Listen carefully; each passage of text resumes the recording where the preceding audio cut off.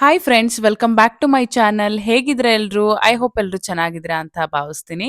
ಇವತ್ತು ನಾನು France ghee roast ರೆಸಿಪಿನ ಹೇಗ್ ಮಾಡೋದು ಅಂತ ನಿಮ್ ಜೊತೆ ಶೇರ್ ಮಾಡ್ಕೊಳ್ತೀನಿ. ಹಾಗೆ ಪ್ರಾನ್ಸ್ನ ಹೇಗೆ ಕ್ಲೀನ್ ಮಾಡ್ಕೊಳ್ಳೋದು ಅಂತ ನಾನು ನಿಮ್ಗೆ ತೋರಿಸ್ಕೊಡ್ತಾ ಇದ್ದೀನಿ. ನಾನಿಲ್ಲಿ ಒಂದು 3/4 ಕೆಜಿಯಷ್ಟು ಪ್ರಾನ್ಸ್ನ ತಗೊಂಡಿದ್ದೀನಿ.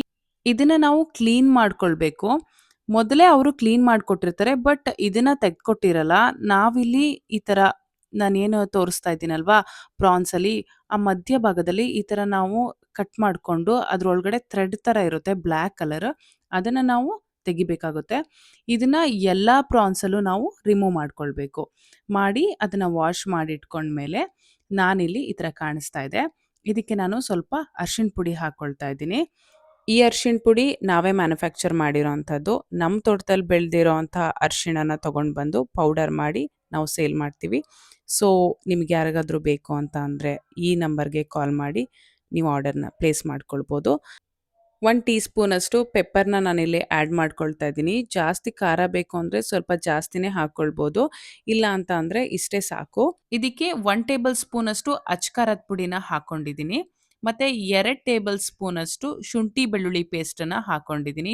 ಮತ್ತೆ ನಾನಿಲ್ಲಿ ಅರ್ಧ ನಿಂಬೆ ಹಣ್ಣನ್ನು ತಗೊಂಡಿದ್ದೀನಿ. ಈ ಅರ್ಧ ನಿಂಬೆ ಹಣ್ಣಲ್ಲಿ ಅರ್ಧ ನಿಂಬೆ ರಸನ ಹಾಕ್ಕೊಳ್ಬೇಕು. ಹಾಕ್ಕೊಂಡು ಚೆನ್ನಾಗಿ ಮಿಕ್ಸ್ ಮಾಡ್ಕೊಳ್ಬೇಕು. ನಾವಿವಾಗ ಏನು ಮಿಕ್ಸ್ ಮಾಡ್ತೀವಲ್ವಾ, ಇದನ್ನ ಒಂದು ಅರ್ಧ ಗಂಟೆ ಮ್ಯಾರಿನೇಟ್ ಆಗೋದಕ್ಕೆ ಬಿಟ್ಟರೆ ತುಂಬಾ ಚೆನ್ನಾಗಿರುತ್ತೆ. ಸೊ ಇದನ್ನು ಈ ಥರ ಚೆನ್ನಾಗಿ ಮಿಕ್ಸ್ ಮಾಡ್ಕೊಳ್ಬೇಕು. ನಾವು ಯಾವುದೇ ಆದ್ರೂ ಈ ಥರ ಮ್ಯಾರಿನೇಟ್ ಮಾಡಿ ಮಾಡಿದರೆ ನಾನ್ ವೆಜ್ ತುಂಬಾ ಚೆನ್ನಾಗಿರುತ್ತೆ. ಇದಕ್ಕೆ ಒಂದು ಸ್ವಲ್ಪ 1 ಟೇಬಲ್ ಸ್ಪೂನಷ್ಟು ಉಪ್ಪನ್ನ ಹಾಕ್ಕೊಂಡು ಮಿಕ್ಸ್ ಮಾಡ್ಕೊಂಡಿದ್ದೀನಿ. ಮಿಕ್ಸ್ ಮಾಡಿ ಒಂದು ಅರ್ಧ ಗಂಟೆ ಈ ಥರ ಇಟ್ಬಿಡಬೇಕು. ಸಪ್ರೇಟ್ ಒಂದು ಪ್ಯಾನನ್ನು ತಗೊಳ್ಬೇಕು. ಆ ಪ್ಯಾನ್ ಬಿಸಿ ಆದಮೇಲೆ ಅದಕ್ಕೆ ನಾನಿಲ್ಲಿ ಒಂದು 4 ಗುಂಟೂರು ಮೆಣಸಿನ್ಕಾಯಿ, ಇನ್ನೊಂದು ಸ್ವಲ್ಪ ಖಾರ ಮೆಣಸಿನ್ಕಾಯಿನ ಹಾಕ್ಕೊಂಡಿದ್ದೀನಿ. ಇದನ್ನ ಚೆನ್ನಾಗಿ ಲೋ ಫ್ಲೇಮಲ್ಲೇ ನಾವು ಫ್ರೈ ಮಾಡ್ಕೊಳ್ಬೇಕಾಗುತ್ತೆ. ನಮ್ಮ ಮನೇಲಿ ಸ್ವಲ್ಪ ಸ್ಪೈಸಿಯಾಗಿ ತಿನ್ನೋದಕ್ಕೆ ಇಷ್ಟಪಡ್ತಾರೆ, ಸೊ ನಾನಿಲ್ಲಿ ಇಷ್ಟು ಮೆಣಸಿನ್ಕಾಯಿನ ಯೂಸ್ ಮಾಡಿದ್ದೀನಿ. ನಿಮ್ಮ ಮನೇಲಿ ಏನಾದರೂ ಖಾರನ ಸ್ವಲ್ಪ ಕಮ್ಮಿ ತಿಂತೀರಾ ಅಂತ ಹೇಳಿದ್ರೆ ಇಲ್ಲಿ ಸ್ವಲ್ಪ ಕಮ್ಮಿ ಕ್ವಾಂಟಿಟಿ ಒಣಮೆಣಸಿನ್ಕಾಯಿನ ನೀವು ಇಲ್ಲಿ ಯೂಸ್ ಮಾಡ್ಕೊಳ್ಬೋದು. ಯಾಕೆ ಅಂತ ಅಂದರೆ ನಾವು ಅಲ್ಲೇ ಮ್ಯಾರಿನೇಟ್ ಮಾಡೋದಕ್ಕೆ ಪೆಪ್ಪರ್ ಪೌಡರ್ ಮತ್ತು ಅಚ್ಕಾರದ ಪುಡಿನ ನಾವು ಬಳಸಿದ್ವಿ. ಸೊ ಇಲ್ಲೊಂದು ಸ್ವಲ್ಪ ಕಮ್ಮಿ ಮಾಡಿಕೊಂಡ್ರೆ ನಿಮಗೆ ಸ್ವಲ್ಪ ಖಾರ ಕಮ್ಮಿ ಆಗುತ್ತೆ. ಮತ್ತು ಇದು ಈ ಕನ್ಸಿಸ್ಟೆನ್ಸಿ ಆಗೋ ತನಕ ನಾವು ನೀಟಾಗಿ ಹುರ್ಕೊಳ್ಬೇಕಾಗುತ್ತೆ. ಇದು ಲೋ ಫ್ಲೇಮಲ್ಲೇ ಹುರ್ಕೊಳ್ಬೇಕು. ಒಂದು ಪ್ಲೇಟಿಗೆ ನಾನು ಇದನ್ನು ಹಾಕ್ಕೊಳ್ತಾ ಇದ್ದೀನಿ. ಮತ್ತು ಒಂದು ಚಿಕ್ಕ ಪ್ಯಾನ್ ತಗೊಂಡು ಈ ಪ್ಯಾನ್ಗೆ ನಾನು ಒಂದು 4 ಟೇಬಲ್ ಸ್ಪೂನಷ್ಟು ಧನಿಯಾ ತಗೊಂಡಿದ್ದೀನಿ. ಇದನ್ನ ಅಷ್ಟೇ ಲೋ ಫ್ಲೇಮಲ್ಲೇ ನಾವು ಚೆನ್ನಾಗಿ ಫ್ರೈ ಮಾಡ್ಕೊಳ್ಬೇಕು.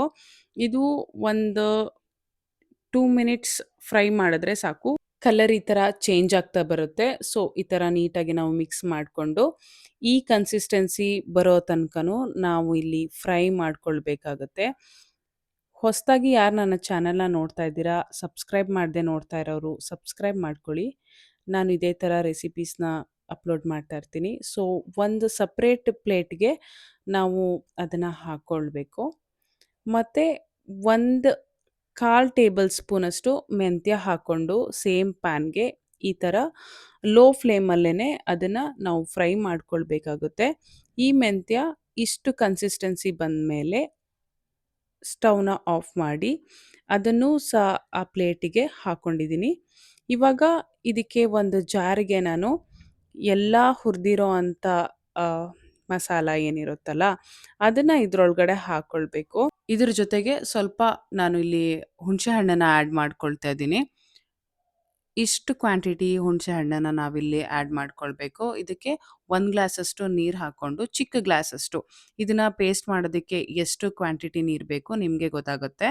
ಸೊ ಅಷ್ಟು ನೀರನ್ನ ಹಾಕ್ಕೊಂಡು ಚೆನ್ನಾಗಿ ಫೈನ್ ಪೇಸ್ಟ್ ಮಾಡ್ಕೊಳ್ಬೇಕು. ಯಾಕೆ ಹುಣಸೆ ಹಣ್ಣು ಇಷ್ಟೇ ಹಾಕಿದ್ದೀನಿ ಅಂತ ಅಂದರೆ ನಾವಲ್ಲಿ ಮ್ಯಾರಿನೇಟ್ ಮಾಡೋದಕ್ಕೆ ಸ್ವಲ್ಪ ಲೆಮನನ್ನು ಹಾಕಿದ್ವಿ. ಸೊ ಇಷ್ಟು ಹುಣಸೆ ಹಣ್ಣು ಸಾಕಾಗುತ್ತೆ. ಈ ಥರ ಫೈನ್ ಪೇಸ್ಟ್ ಮಾಡ್ಕೊಳ್ಬೇಕು. ಚೆನ್ನಾಗಿ ಪೇಸ್ಟ್ ಮಾಡ್ಕೊಂಡಷ್ಟು ಗ್ರೇವಿ ನಿಮಗೆ ಚೆನ್ನಾಗಿ ಟೇಸ್ಟ್ ಕೊಡುತ್ತೆ.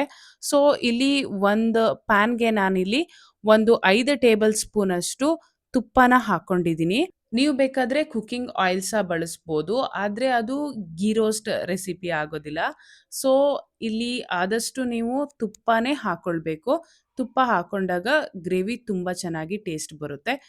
ಈ ಥರ ಚೆನ್ನಾಗಿ ಎಲ್ಲ ತುಪ್ಪ ಮೆಲ್ಟ್ ಆಗಿ ಬಿಸಿ ಆಗುತ್ತಲ್ವಾ, ನಾವು ಮುಂಚೆನೆ ಮ್ಯಾರಿನೇಟ್ ಮಾಡ್ಕೊಂಡು ಇಟ್ಕೊಂಡಿರ್ತೀವಲ್ವಾ ಪ್ರಾನ್ಸ್‌ನ, ಆ ಪ್ರಾನ್ಸ್‌ನ ಡೈರೆಕ್ಟ್ ಆಗಿ ತುಪ್ಪದೊಳಗಡೆ ಹಾಕೊಳ್ಬೇಕು. ಹಾಕೊಂಡು ಚೆನ್ನಾಗಿ ಫ್ರೈ ಮಾಡ್ಕೊಳ್ಬೇಕು. ಇದನ್ನ ಒಂದು 2 ಮಿನಿಟ್ಸ್ ಅಷ್ಟು ಫ್ರೈ ಮಾಡ್ಕೊಳ್ಬೇಕಾಗುತ್ತೆ ಅಷ್ಟೇನೆ. ಜಾಸ್ತಿ ಫ್ರೈ ಮಾಡೋದಕ್ಕೆ ಹೋಗ್ಬಾರ್ದು. ಜಾಸ್ತಿ ಫ್ರೈ ಮಾಡ್ಕೊಂಡ್ರೆ ಏನಾಗುತ್ತೆ ಅಂತ ಅಂದ್ರೆ ಪ್ರಾನ್ಸ್ ಸಾಫ್ಟ್ ಆಗಿರಲ್ಲ ಗೀ ರೋಸ್ಟಲ್ಲಿ, ಒಂಥರ ಗಟ್ಟಿ ಆಗ್ಬಿಡುತ್ತೆ. ಸೊ ಸಾಫ್ಟ್ ಆಗಿದ್ರೇನೆ ಪ್ರಾನ್ಸ್ ತುಂಬಾನೇ ಟೇಸ್ಟ್ ಇರುತ್ತೆ ಮತ್ತೆ ತಿನ್ನೋದಕ್ಕೂ ಚೆನ್ನಾಗಿರುತ್ತೆ. ನೀವು ನೋಡ್ತಾ ಇದ್ದೀರಲ್ಲ ಈ ಕನ್ಸಿಸ್ಟೆನ್ಸಿ ಬಂದಾಗ ಸೊ ಇದು ಆಗಿದೆ ಅಂತ. ನಾವು ಪ್ರಾನ್ಸ್ ಹಾಕಿದ ತಕ್ಷಣ ಈ ತರ ಕಲರ್ ಚೇಂಜ್ ಆಗುತ್ತೆ, ವೈಟ್ ಕಲರ್ ಟರ್ನ್ ಆಗಿ ಅದೇ ನೀರು ಬಿಡುತ್ತೆ. ಇದಕ್ಕೆ ನಾವು ನೀರೇನು ಹಾಕೊಳ್ಳೋದಕ್ಕೆ ಹೋಗಬಾರ್ದು. ಈ ತರ ಚೇಂಜ್ ಆದ ತಕ್ಷಣ ನಾವಿಲ್ಲಿ ಅದನ್ನ ತೆಗೆದು ಬೇರೆ ಪ್ಲೇಟಿಗೆ ಹಾಕೊಳ್ಬೇಕು. ಫುಲ್ ತೆಗೆದು ಬೇರೆ ಪ್ಲೇಟಿಗೆ ಹಾಕೊಳ್ತಾ ಇದ್ದೀನಿ. ಆಮೇಲೆ ಅಲ್ಲಿ ಏನ್ ನೀರಿರುತ್ತಲ್ಲ ಆ ನೀರು ಹಾಗೆ ಅಲ್ಲೇನೆ ಡ್ರೈ ಆಗೋದಕ್ಕೆ ಬಿಡಬೇಕು ನಾವು. ಈ ನೀರನ್ನ ಸುಮ್ಮನೆ ಚೆಲ್ಲೋದಕ್ಕೆ ಹೋಗಬೇಡಿ. ಸೊ ಈ ಥರನೇ ಅಲ್ಲೇನೆ ಡ್ರೈ ಆಗೋದಕ್ಕೆ ಬಿಡಿ.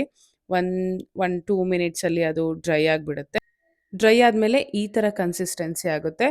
ತುಪ್ಪ ಏನಿರುತ್ತಲ್ವಾ, ಈ ತುಪ್ಪ ಈ ಥರ ಬಿಡುತ್ತೆ ಅದೆಲ್ಲ ನೀರೆಲ್ಲ ಹೋದ್ಮೇಲೆ. ನೀವು ಬೇಕು ಅಂತ ಅಂದರೆ ಎಕ್ಸ್ಟ್ರಾ ತುಪ್ಪ ಬೇಕಂದರೆ ಹಾಕ್ಕೊಳ್ಬೋದು ಇವಾಗ ಇಲ್ಲಿ. ಮತ್ತೆ ಇದಕ್ಕೇನೆ ನಾನು 2 ಮೀಡಿಯಂ ಸೈಜ್‌ದು ಈರುಳ್ಳಿನ ಚಿಕ್ಕದಾಗಿ ಚಾಪ್ ಮಾಡ್ಕೊಂಡು ಹಾಕೊಳ್ತಾ ಇದ್ದೀನಿ. ಇದು ಚೆನ್ನಾಗಿ ಟ್ರಾನ್ಸ್‌ಪರೆಂಟ್ ಆಗೋ ತನಕನೂ ನಾವಿಲ್ಲಿ ಫ್ರೈ ಮಾಡ್ಕೊಳ್ಬೇಕು. ಯಾರಿಗೆಲ್ಲ ಪ್ರಾನ್ಸ್ ಅಂದ್ರೆ ಇಷ್ಟ ಅವರು ಈ ವಿಡಿಯೋಗೊಂದು ಲೈಕ್ ಕೊಡಿ. ನೀವು ಮನೇಲಿ ಮಾಡಿ ಹೇಗಾಯ್ತು ಅಂತ ತಿಳಿಸಿ. ಸೊ ಈ ಥರ ನಾವು ಚೆನ್ನಾಗಿ ಟ್ರಾನ್ಸ್‌ಪರೆಂಟ್ ಆಗೋ ತನಕನೂ ಈ ಥರ ಫ್ರೈ ಮಾಡ್ಕೊಳ್ಬೇಕಾಗುತ್ತೆ. ಈ ಕನ್ಸಿಸ್ಟೆನ್ಸಿಯಲ್ಲಿ ಕಾಣುತ್ತೆ. ಈ ಥರ ಫ್ರೈ ಮಾಡ್ಕೊಂಡ್ಮೇಲೆ ನಾವು ಮೊದಲೇ ಮಸಾಲಾನ ಗ್ರೈಂಡ್ ಮಾಡ್ಕೊಂಡಿರ್ತೀವಲ್ವಾ ಫೈನ್ ಪೇಸ್ಟ್ ಆಗಿ, ಆ ಮಸಾಲಾನ ನಾವಿಲ್ಲಿ ಆ್ಯಡ್ ಮಾಡ್ಕೊಳ್ಬೇಕು. ಫುಲ್ ಮಸಾಲಾನ ಇಲ್ಲಿ ಆ್ಯಡ್ ಮಾಡಿಕೊಂಡು ಚೆನ್ನಾಗಿ ಮಿಕ್ಸ್ ಮಾಡಿಕೊಂಡು ಆ ಮಸಾಲ ಒಂದು ಸ್ವಲ್ಪ ಕಲರ್ ಚೇಂಜ್ ಆಗೋ ತನಕನೂ ಈ ಥರ ಫ್ರೈ ಮಾಡ್ಕೊಳ್ಬೇಕಾಗುತ್ತೆ. ನೀವೇ ನೋಡ್ತಾ ಇದ್ದೀರಾ ಸ್ವಲ್ಪ ಕಲರು ಚೇಂಜ್ ಆಗಬೇಕು. ಈ ಥರ ಏನು ತುಪ್ಪ ಹಾಕಿರ್ತೀವಲ್ವಾ ಅದೆಲ್ಲ ಬಿಡೋ ತನಕನೂ ನಾವಿಲ್ಲಿ ಫ್ರೈ ಮಾಡ್ಕೊಳ್ಬೇಕು. ಇವಾಗ ನಾನು ಆ ಜಾರಲ್ಲಿ ಇರುತ್ತಲ್ಲ ಎಕ್ಸ್ಟ್ರಾ ಮಸಾಲ ಅದ್ರ ಜೊತೆಗೆ ಒಂದು ಸ್ಮಾಲ್ ಗ್ಲಾಸಷ್ಟು ನೀರನ್ನ ಹಾಕ್ಕೊಂಡು ಇಲ್ಲಿ ನಾನು ಆ್ಯಡ್ ಮಾಡ್ತಾ ಇದ್ದೀನಿ. ನೋಡಿ ಮಸಾಲ ಈ ಥರ ಫ್ರೈ ಆಗೋ ತನಕನೂ ನಾವಿಲ್ಲಿ ಚೆನ್ನಾಗಿ ಫ್ರೈ ಮಾಡ್ಕೊಳ್ಬೇಕಾಗುತ್ತೆ. ಜಾಸ್ತಿ ನೀರನ್ನ ಆ್ಯಡ್ ಮಾಡಿಕೊಂಡ್ರೆ ಪ್ರಾನ್ಸ್ ಗೀ ರೋಸ್ಟ್ ರೆಸಿಪಿ ಒಂಥರ ಸಾಂಬಾರ್ ಥರ ಆಗೋಗ್ಬಿಡುತ್ತೆ. ಸೊ ಸ್ವಲ್ಪನೇ ಹಾಕ್ಕೊಳ್ಬೇಕು ನೀರನ್ನ, ಜಾಸ್ತಿ ಹಾಕ್ಕೊಳ್ಬಾರ್ದು. ಗೀ ರೋಸ್ಟ್ ಯಾವಾಗಲೂ ಸ್ವಲ್ಪ ಗ್ರೇವಿ ಥರ ಇದ್ರೇನೆ ತುಂಬಾನೇ ಟೇಸ್ಟ್ ಕೊಡುತ್ತೆ. ನಾವಿಲ್ಲಿ ಮುಂಚೆನೆ ಮ್ಯಾರಿನೇಟ್ ಮಾಡಿ ಇಟ್ಕೊಂಡಿದ್ವಲ್ಲ ಪ್ರಾನ್ಸ್, ಅದನ್ನ ಇದಕ್ಕೆ ಹಾಕ್ಕೊಂಡು ಮಿಕ್ಸ್ ಮಾಡ್ಕೊಳ್ಬೇಕು. ಮಿಕ್ಸ್ ಮಾಡ್ಕೊಂಡು ಒಂದು 8 ಟು 10 ಮಿನಿಟ್ಸ್ ಅಷ್ಟು ಲೋ ಫ್ಲೇಮಲ್ಲೇ ಇದನ್ನ ಬಾಯ್ಲ್ ಮಾಡ್ಕೊಳ್ಬೇಕಾಗುತ್ತೆ. ಲಿಡ್‌ನ ಕ್ಲೋಸ್ ಮಾಡ್ಕೊಂಡು ಇದನ್ನ ಬಾಯ್ಲ್ ಮಾಡ್ಕೊಳ್ಳಿ. ಬೇಕು ಅಂತ ಅಂದ್ರೆ ತುಪ್ಪನ ಆ್ಯಡ್ ಮಾಡ್ಕೊಳ್ಬೋದು. ಉಪ್ಪೇನಾದ್ರೂ ಬೇಕು ಅಂದ್ರೆ ಈ ಟೈಮಲ್ಲಿ ನೋಡಿ ಸ್ವಲ್ಪ ಆ್ಯಡ್ ಮಾಡ್ಕೊಂಡು ಲಿಡ್‌ನ ಕ್ಲೋಸ್ ಮಾಡ್ಕೊಂಡು ಒಂದು 8 ಮಿನಿಟ್ಸ್ ಅಷ್ಟು ಬಾಯ್ಲ್ ಮಾಡ್ಕೊಳ್ಳಿ. ಲಿಡ್ ಓಪನ್ ಮಾಡಿ ನೋಡಿದಾಗ ಈ ಕನ್ಸಿಸ್ಟೆನ್ಸಿಯಲ್ಲಿ prawns ghee roast recipe ready ಆಗಿರುತ್ತೆ. ಇದನ್ನ ನಾವು ಬಿಸಿ ಅನ್ನದ ಜೊತೆಗೆ, ಅಕ್ಕಿ ರೊಟ್ಟಿ ಜೊತೆಗೆ, ನೀರ್ ದೋಸೆ ಜೊತೆಗೆ ಕಾಂಬಿನೇಷನ್ ತುಂಬಾನೇ ಚೆನ್ನಾಗಿರುತ್ತೆ. ನಮ್ಮನೇಲಿ ನಾನು ನೀರ್ ದೋಸೆ ಮಾಡ್ಕೊಂಡಿದ್ದೆ. ಅದ್ರ ಜೊತೆಗೆ ಸರ್ವ್ ಮಾಡಿದೆ. ಎಲ್ಲರೂ ಇಷ್ಟಪಟ್ರು. ಸೊ ನೀವು ಮನೇಲಿ ಮಾಡಿ ಹೇಗಾಯ್ತು ಅಂತ ನಿಮ್ಮ ಅಭಿಪ್ರಾಯವನ್ನ ಕಮೆಂಟ್ ಮೂಲಕ ತಿಳಿಸೋದನ್ನ ಮರಿಬೇಡಿ. ಯಾರು ನನ್ನ ಚಾನಲ್‌ನ ಸಬ್ಸ್ಕ್ರೈಬ್ ಮಾಡದೆ ನೋಡ್ತಾ ಇದ್ದೀರಾ ಸಬ್ಸ್ಕ್ರೈಬ್ ಮಾಡ್ಕೊಳ್ಳಿ, ಲೈಕ್ ಮಾಡಿ, ಶೇರ್ ಮಾಡಿ ಅಂತ ಹೇಳ್ತಾ ನೆಕ್ಸ್ಟ್ ಇನ್ನೊಂದು ರೆಸಿಪಿ ಜೊತೆಗೆ ಸಿಗೋಣ. Thank you.